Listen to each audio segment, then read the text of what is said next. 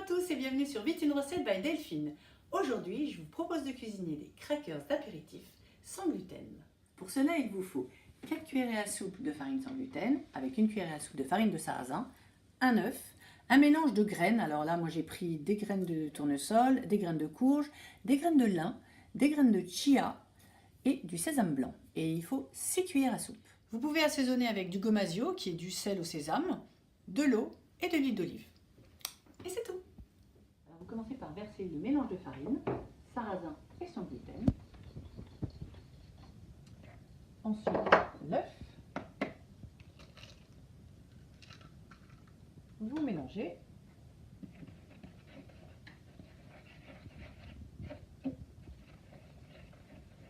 Et on rajoute une cuillère à soupe d'huile d'olive, une deuxième,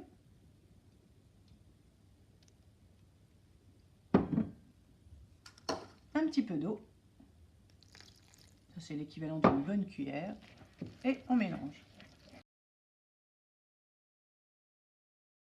Et on rajoute toutes les graines. Voilà. Et là, on mélange. Alors maintenant on assaisonne avec un petit peu de gomasio.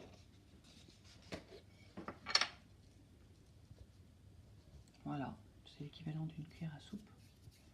Peut-être un petit peu plus. Voilà. Ça c'est suivant le goût de chacun. Il ne faut pas trop mélanger parce que sinon les graines de chia vont devenir, vous allez voir, un petit peu élastiques. Voilà, comme ça. Vous allez étaler la pâte sur une plaque comme ça. Vous pouvez mettre du papier sulfurisé. Moi j'ai mis un papier en plastique, très pratique pour la cuisson. Parce que réutilisable. Sauvons la planète. Alors, on étale. Évidemment, vous avez préchauffé votre four très fort à 250. Une fois dans le four, réduire à 150 thermostat 5 pendant 20 minutes. Voilà.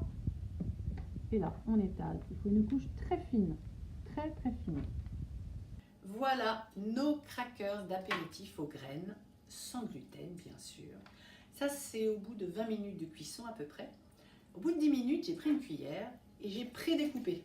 Voilà, c'est plus facile pour la présentation juste après. Je laisse reposer 2 secondes et on déguste. Alors voilà, les crackers d'apéritif sans gluten aux graines. Je vais quand même goûter. C'est super bon, c'est tiède en plus. Moi j'ai rajouté quelque chose. J'ai mis un petit peu de crème de saumon, comme ça dessus. Et c'est une tuerie. Alors vous pouvez mettre du thon, du saumon, vous pouvez mettre du fromage, vous pouvez mettre plein de choses.